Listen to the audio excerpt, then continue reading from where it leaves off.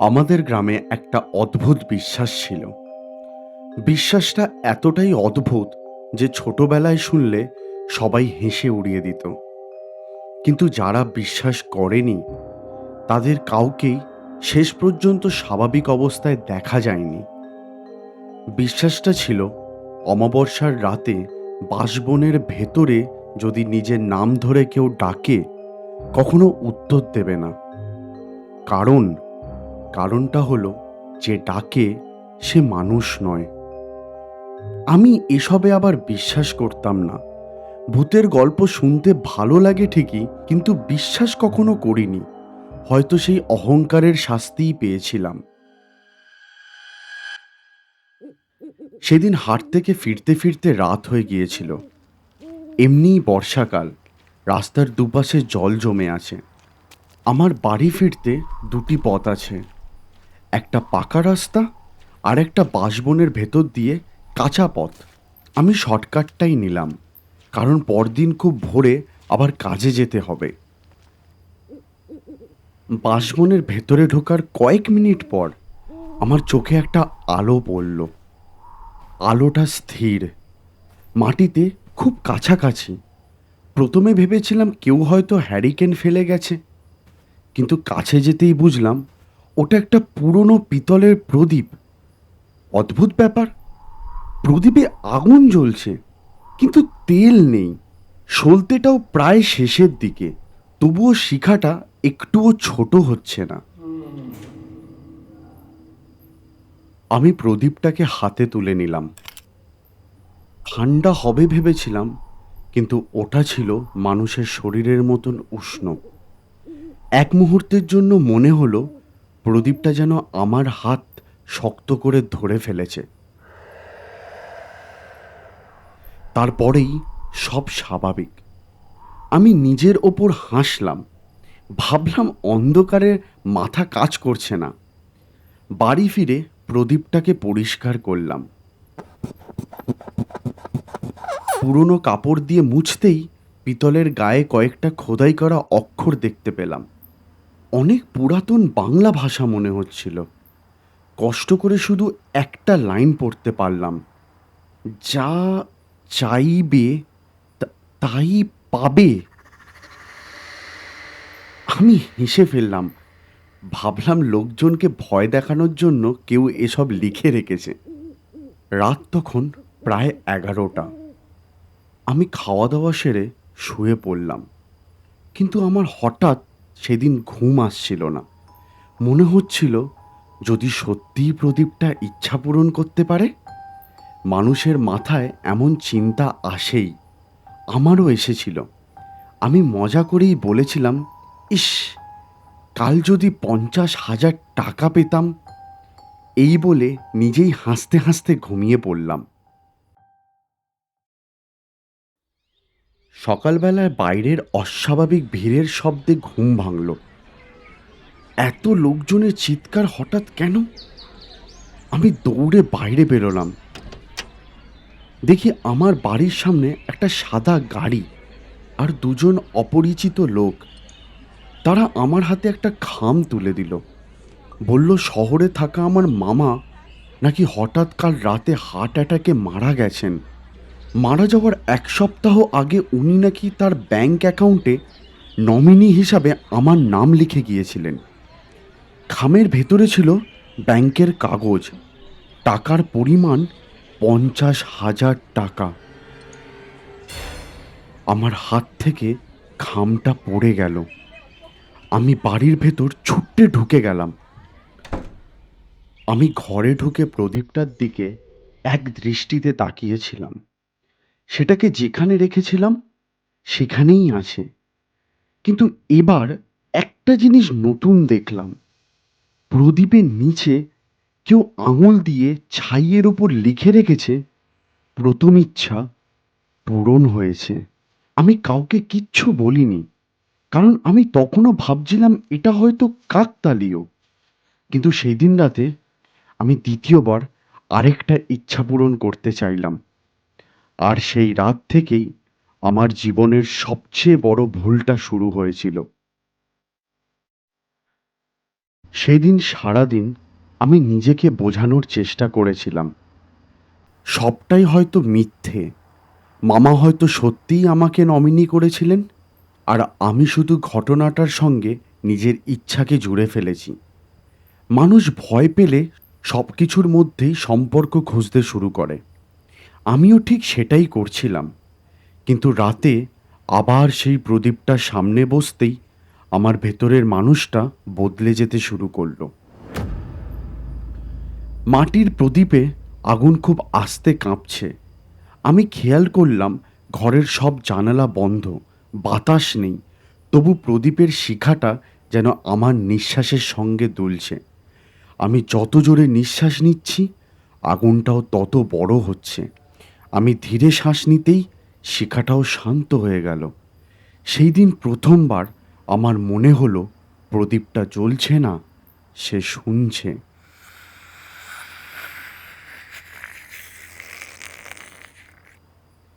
আমি ওটাকে সরিয়ে রাখতে চেয়েছিলাম, কিন্তু পারিনি। অদ্ভুত একটা টান ছিল, যেন কেউ আমাকে বসিয়ে রেখেছে। আমার মাথার ভেতরে একটা চিন্তা ঘুরছিল। গ্রামের পশ্চিম পাড়ার দীনেশ কাকার বিশাল বড় আমবাগান। ছোটবেলা থেকেই ওটা আমার খুব পছন্দের। একবার শুধু মনে মনে ভাবলাম, ইস, যদি ওই আমবাগানটা আমার হতো। আমি মুখে বলিনি, কাউকে শুনিয়েও বলিনি, শুধু একবার ভেবেছিলাম। তারপর উঠে আমি ঘুমোতে চলে গেলাম। আবার পরের দিন ভোরবেলায় ঠিক আগের দিনের মতনই গ্রামের মধ্যে অদ্ভুত একটা অস্থিরতা। লোকজন দল বেঁধে কোথাও যেন যাচ্ছে। আমি বেরিয়ে দেখি সবাই পশ্চিম পাড়ার দিকে এগোচ্ছে। আমার মনে একটা আশঙ্কার ঘণ্টা বেজে উঠল। আমিও তাদের পিছু নিলাম। গিয়ে শুনলাম দীনেশ কাকাকে খুঁজে পাওয়া যাচ্ছে না। রাতে খাওয়ার পর উনি নাকি উঠোনে বসেছিলেন। তারপর আর কেউ তাকে দেখেনি। পুলিশ এলো, পুকুর খোঁজা হলো, জঙ্গল খোঁজা হলো, কোথাও কিচ্ছু নেই।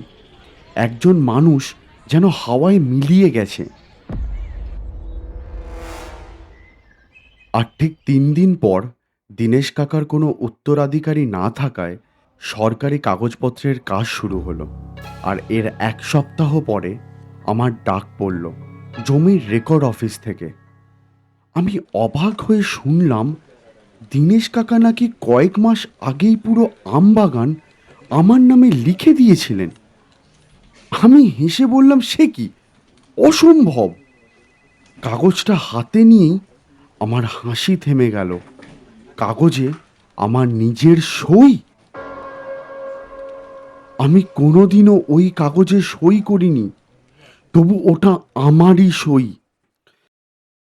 সেই দিন রাতে আমি ঠিক করলাম আমি প্রদীপটাকে কাপড়ে মুড়ে ঘরের বাইরে ফেলে দিয়ে আসব।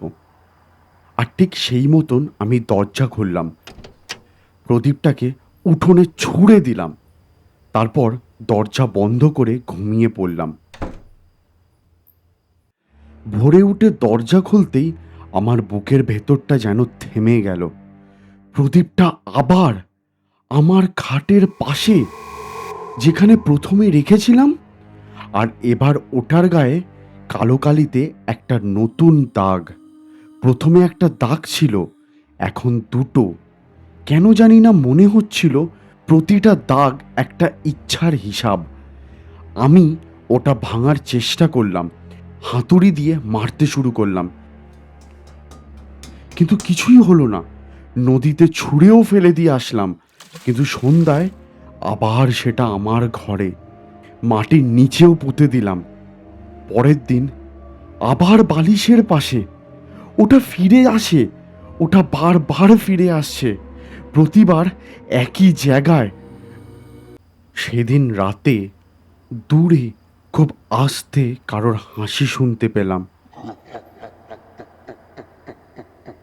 কিন্তু সেটা বোঝা যাচ্ছিল না যে সেটা মানুষ না অন্য কিছু। আমি সেই রাতে প্রথমবার একটা জিনিস টের পেলাম, প্রদীপটা কোনো ইচ্ছা পূরণ করছে না, সে ইচ্ছার জন্য অপেক্ষা করছে, আমার মুখের কথার জন্য নয়, আমার মনের কথার জন্যও নয়। অর্থাৎ এখন থেকে আমি যা ভাবব সেটাই হয়তো ঘটে যাবে। আমি তখনও জানতাম না যে ইচ্ছার দাম জমি বা টাকা নয়। প্রতিটা ইচ্ছার বদলে প্রদীপ আরও ভয়ঙ্কর কিছু সংগ্রহ করছিল, আর সেই জিনিসটা খুব তাড়াতাড়ি আমি নিজের চোখে দেখতে যাচ্ছিলাম। আমি ঠিক করেছিলাম এরপর থেকে আর কোনো ইচ্ছাই করব না, না টাকা, না জমি, না কিছু। প্রদীপটা থাকবে তো থাকুক, কিন্তু ওর দিকে আর তাকাবো না। ভাবছিলাম এইভাবেই হয়তো সব শেষ হয়ে যাবে, কিন্তু আমি একটা জিনিস ভুলে গিয়েছিলাম, মানুষের মুখ বন্ধ রাখা যায়, মাথা নয়। রাত তখন প্রায় 2টো। ঘুম আসছিল না। আমি বারবার নিজেকে বলছিলাম, কিছু ভাববি না, কিছু চাইবি না, আর কিছু কল্পনাও করবি না। কিন্তু যতই নিজেকে থামাতে যাচ্ছিলাম, ততই মাথার ভেতরে অদ্ভুত অদ্ভুত চিন্তা আসছিল। যদি কাল বৃষ্টি না হয়, যদি আজ বিদ্যুৎ চলে যায়, আবার যদি হঠাৎ কেউ দরজার কড়া নাড়ে, একটার পর একটা। আমি বুঝতেই পারছিলাম না এর মধ্যে কোনটা আমার নিজের চিন্তা আর কোনটা কেউ আমার মাথায় ঢুকিয়ে দিচ্ছিল। হঠাৎ পুরো ঘর অন্ধকার, বিদ্যুৎ চলে গেল। আমি বিছানায় উঠে বসলাম। তারপর দরজায় একটা শব্দ। আমি জমে গেলাম। আরও একবার। তারপর আর কিছু নেই। আমি ভয়ে সকাল অবধি দরজা খুলিনি। ভোরে দরজা খুলে দেখি বাইরে কেউ নেই, কিন্তু দরজার ঠিক সামনে 4টে কাক সবকটা মরে পড়ে আছে এক সারিতে, যেন কেউ সাজিয়ে রেখে গেছে। আমি ওগুলোকে সরাতে গেলাম, আর ঠিক তক্ষুনি আমার চোখ পড়ল প্রদীপটার দিকে। কালো দাগ ছিল 2টো, এখন 3টে। আমি তো কোনো ইচ্ছাই করিনি। তাহলে সেই দিন প্রথমবার আমি একটা খাতা বের করলাম। সিদ্ধান্ত নিলাম যা কিছু ঘটবে সব লিখে রাখবো। কখন কি ভেবেছি, কখন কি ঘটেছে। কারণ আমি নিজেই আর নিজের ওপর বিশ্বাস করতে পারছিলাম না। দিন কেটে যাচ্ছিল। আমি ইচ্ছা করে কোনো কিছু ভাবতাম না, কিন্তু যা ভয় পেতাম সেটাই ঘটতো। মনে মনে যদি ভাবতাম আজ যেন কারোর কিছু না হয়, সেই দিন কোথাও একটা দুর্ঘটনার খবর আসতো। আমি যদি ভাবতাম আজ শান্তিতে ঘুমাবো, সেই রাতে ঘুম ভেঙে যেত অদ্ভুত শব্দে। প্রদীপ আমার ইচ্ছা পূরণ করছিল না, সে আমার ভয়কে বাস্তব বানাচ্ছিল।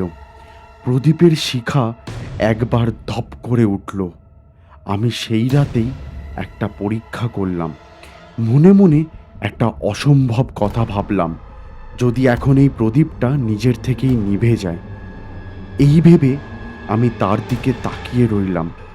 1 মিনিট, 2 মিনিট, কিছুই হলো না। আমি হাঁপ ছেড়ে বাঁচলাম। ঠিক তক্ষুনি প্রদীপটা নিভল না, বরং আগুনটা লম্বা হয়ে উঠল। আর শিকার ভেতরে আমি একটা মুখ দেখলাম, পোড়া, কালো, চোখ দুটো ফাঁকা। সে কিছু বলল না, শুধু হাসলো। এমন একটা হাসি যেটা মানুষ হাসতে পারে না। আমি চিৎকার করে প্রদীপটা ছুঁড়ে মারলাম। প্রদীপটা দেয়ালে গিয়ে লাগলো। একটা জোরে শব্দ হলো বটে, কিন্তু ভাঙল না। মাটিতে পড়ে আবার সোজা হয়ে দাঁড়িয়ে গেল। শিখাটা একবারও নেভেনি। সেই দিন আমি প্রথমবার বুঝলাম, আমি প্রদীপটার মালিক নয়, বরং প্রদীপটাই আমাকে ব্যবহার করছে। কিন্তু কেন? আর তার উত্তর আমি পেলাম 3 রাত পরে। আর সেই উত্তর শোনার পর আমার নিজের নামটাও আর নিজের বলে মনে হয়নি। 3 রাত আমি এক মুহূর্তও ঠিক মতন ঘুমাইনি। ঘুমালেই একই স্বপ্ন। আমি হাঁটছি, কিন্তু রাস্তা বদলাচ্ছে, গ্রাম বদলাচ্ছে, মানুষ বদলাচ্ছে, শুধু প্রদীপটা একই জায়গায়, একই আলোয় জ্বলছে, আর আমি প্রতিবারই ওটার কাছে ফিরে যাচ্ছি। আমি বুঝে গিয়েছিলাম ঘুমের মধ্যেও ও আমাকে ছাড়ছে না। আমি পাগল হয়ে যাচ্ছি। আমি সিদ্ধান্ত নিলাম জেগে থাকার। আমি চা খেতে শুরু করলাম, মুখে চোখে জল দিতে শুরু করলাম, কিন্তু আমি আমার চোখ বন্ধ করলাম না। প্রথম দিন এইভাবেই কেটে গেল। দ্বিতীয় দিন মাথা ভারী হতে লাগলো। তৃতীয় দিন দুপুরে আমি প্রথমবার জেগে জেগেই স্বপ্ন দেখতে শুরু করলাম। দূরে শিশুদের হাসির শব্দ ধীরে ধীরে বিকৃত হয়ে যাচ্ছে। আমি উঠোনে বসেছিলাম, হঠাৎ দেখি একটা ছোট্ট ছেলে বাঁশবনের দিক থেকে হাঁটছে। ওকে আগে কখনো দেখিনি। ছেলেটা আমার উঠোনে এসে দাঁড়ালো, তারপর আমার দিকে তাকিয়ে হেসে উঠল।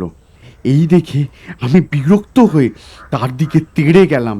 সে আমায় দেখে দৌড় লাগালো সেই বাঁশবনের দিকে।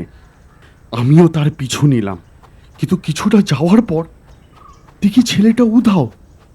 আরে, এই তো এখানেই ছিল।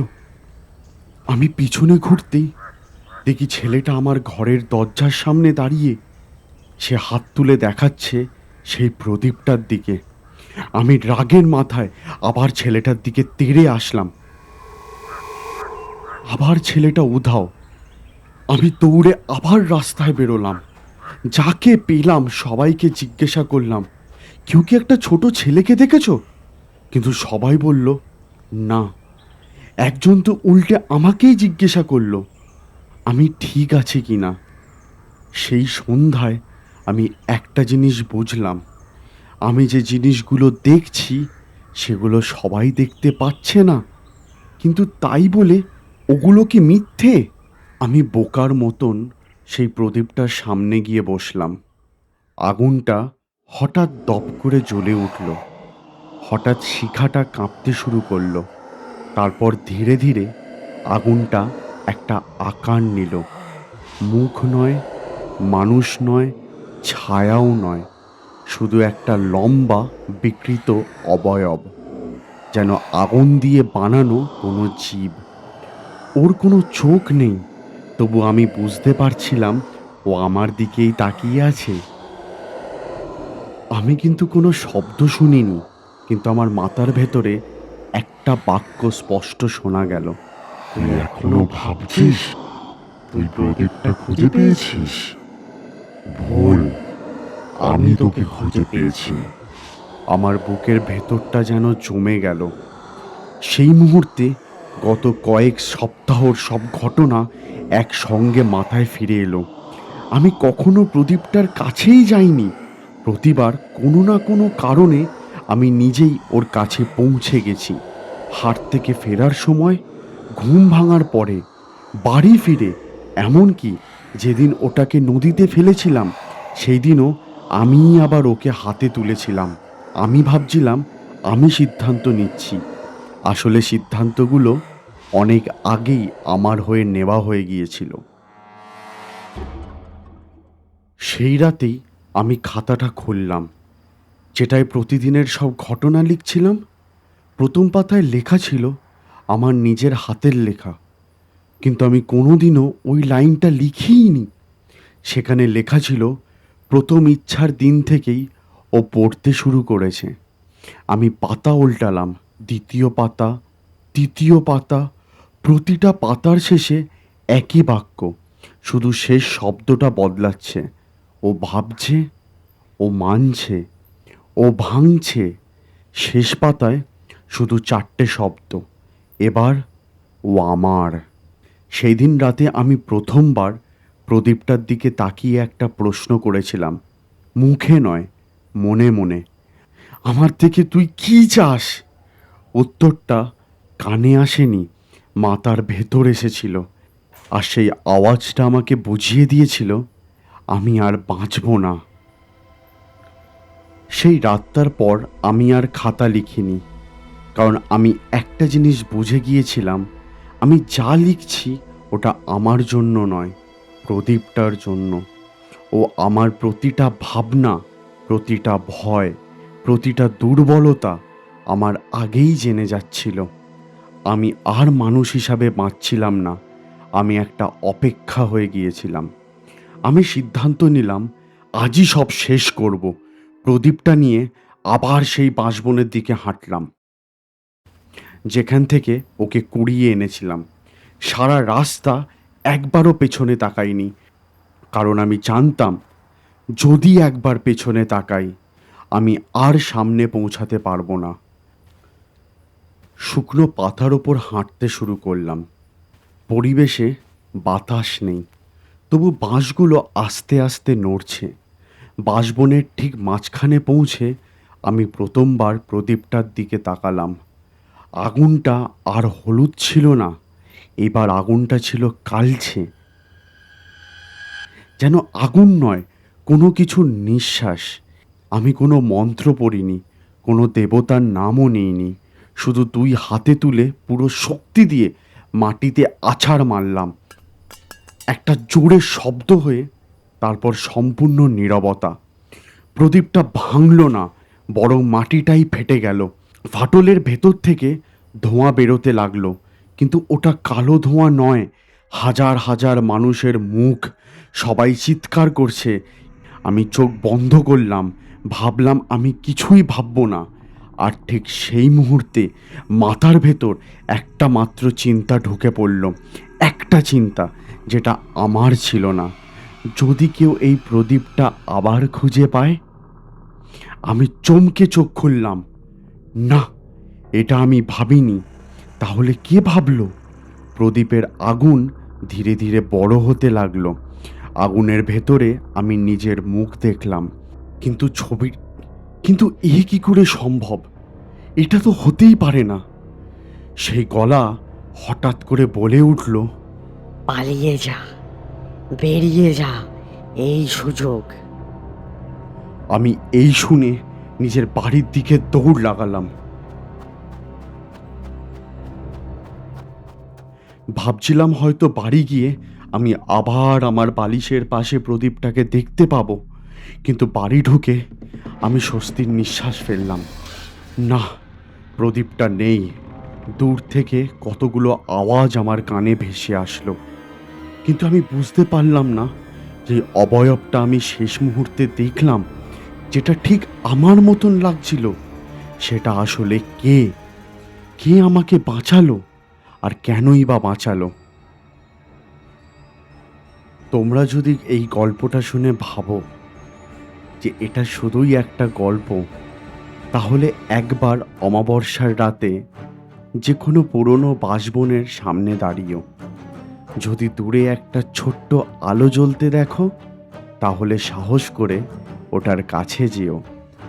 তাহলে বুঝবে যে আমি এখনো ওই প্রদীপটার সামনেই, ওই বাঁশবনেই বসে আছি।